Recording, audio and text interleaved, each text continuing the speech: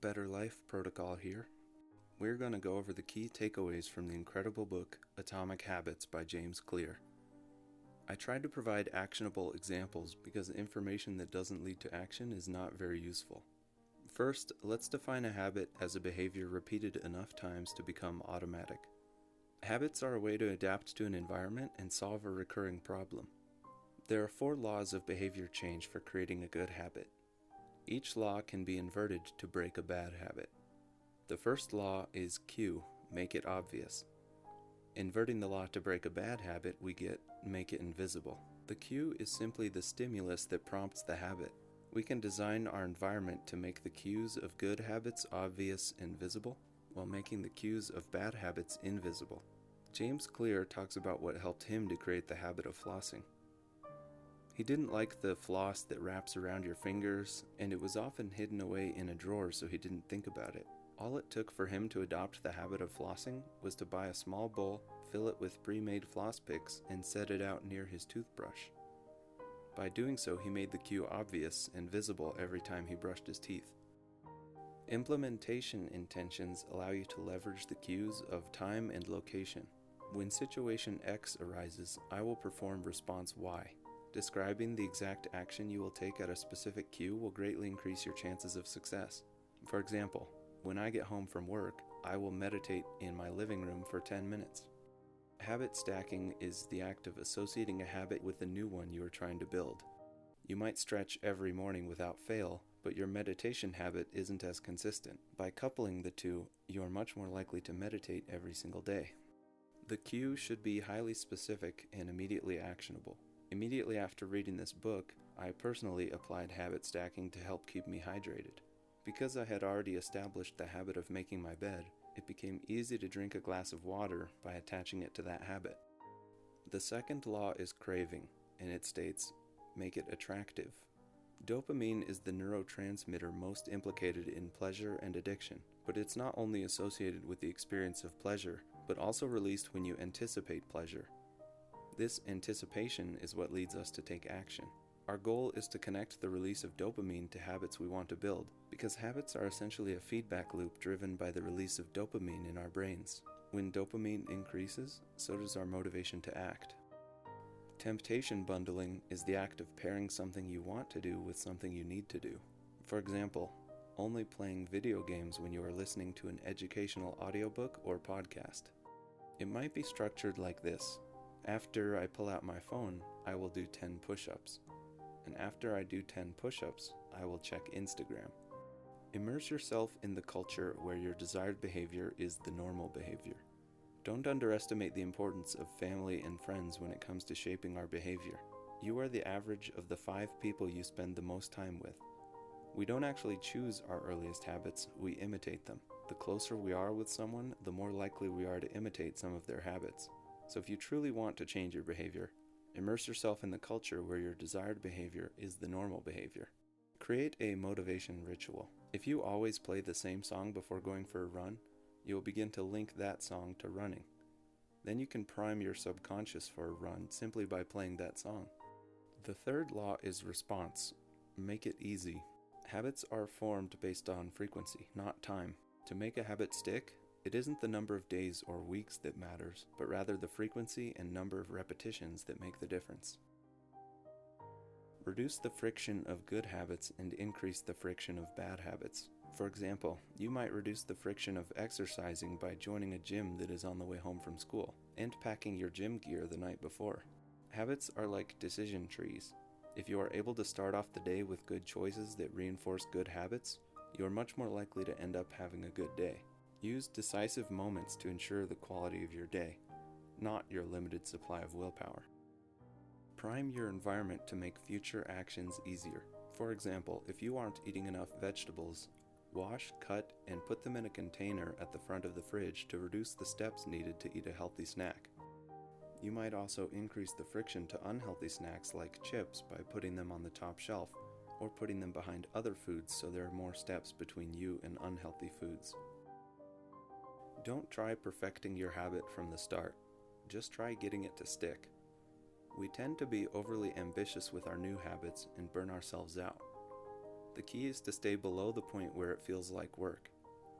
The best way to apply this is using the 2-minute rule. Scale down your habits to 2 minutes and keep them simple. Master the art of showing up. A habit needs to be established before we can improve it.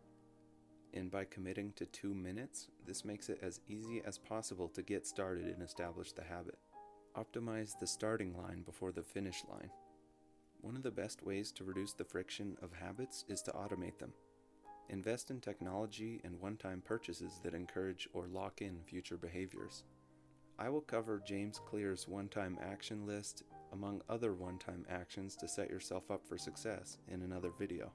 But a couple simple examples would be enrolling in an automatic savings plan for financial health, or getting blackout curtains to ensure good sleep. The fourth law is reward, and it states, make it satisfying. Use reinforcement by giving yourself an immediate reward when you complete your habit. What is rewarded is repeated, and what is punished is avoided. Unfortunately, we operate in a delayed return environment, and many of the habits we wish to build aren't immediately satisfying. They pay off only in the long term. We are biased to value the present more than the future. Reward that is certain right now is worth more than one that is merely possible in the future. But this bias to instant gratification often leads to problems. Unfortunately, it is usually the good habits that are immediately painful, such as going for a run, while the bad habits are immediately pleasurable, such as eating a donut. We can add a little bit of immediate pleasure to the habits that pay off in the long run, and a little bit of immediate pain to the habits that don't pay off in the long run. An example of a good long-term habit with an immediate pleasure attached to it is a toothpaste that has a pleasant minty taste. To add a little bit of pain to the habits that don't pay off in the long run, you might highlight the benefits of avoiding bad habits, or you might give yourself an incentive to avoid them. You might reward yourself for avoiding unnecessary $5 lattes by transferring the money into a vacation account. Or maybe you avoid alcohol at the bars and reward yourself with a bubble bath if that's your thing. Get creative and give yourself short-term rewards that go along with your healthy long-term vision. Incentives will start the habit, but identity will sustain it. Use a habit tracker. Measure progress and make the progress satisfying through the use of habit trackers. Keep focus on your process, not your results. You are not trying to lose 30 pounds. You're focusing on being the type of person that goes to the gym 5 times per week. Personally, I really enjoy using a habit tracker, but I recognize that it is not for everybody. My advice is to keep it simple so it doesn't feel like work. Track only your most important habits with marks on a calendar or journal and try not to break the chain. So let's go over the key takeaways. Make the habits you want to adopt obvious, attractive, easy, and satisfying, while making the habits you want to break invisible, unattractive, difficult, and unsatisfying. Momentum is important. Remember Newton's first law. Objects in motion tend to stay in motion. Objects at rest tend to stay at rest. It is inevitable that you will miss days, but you don't have to be perfect. Whenever you miss a day, just remind yourself of a simple rule. Never miss twice. Missing one workout happens, but do everything you can to avoid missing 2 days in a row. It's never the first mistake that ruins you. It's the spiral of repeated mistakes that follow. Missing once is an accident. Missing twice is the start of a new habit. This is why you should commit to the smallest possible action every day. Apply the 2-minute rule and scale down your habit to 2 minutes of that behavior. By setting your expectations extremely low, you can create a habit that will actually stick. And once you start the habit, you will often do more than 2 minutes. Instead of reading 1 page, you might read 30. Instead of going to the gym for 5 minutes, you might stay for 40. Take small steps and commit to going to the gym for 2 minutes every day. Every time you do this, you are reinforcing your identity as a person who doesn't miss workouts. And it will become easier and easier to sustain over time. Most of us have a tendency to overestimate what we can do in the short term, but underestimate what we can do in the long term. This often leads to burnout. Think of habit creation like heating up an ice cube. Adjusting the temperature in the room from 27 degrees to 28, then 29, nothing happens. It isn't until we reach 32 degrees Fahrenheit that the ice cube starts to melt. The same principle applies to most habits we intend to build. When you start to layer small incremental changes in habits every day, Over time, you reach a point of significant improvement. 1001% changes that compound and end up transforming your life. As you stick with your changes and build your identity, it becomes easier to stick with the good habits. Please like the video, subscribe, and hit the bell icon. And share it with someone because we should all have a better understanding of our behavior. This is Better Life Protocol. Until next time.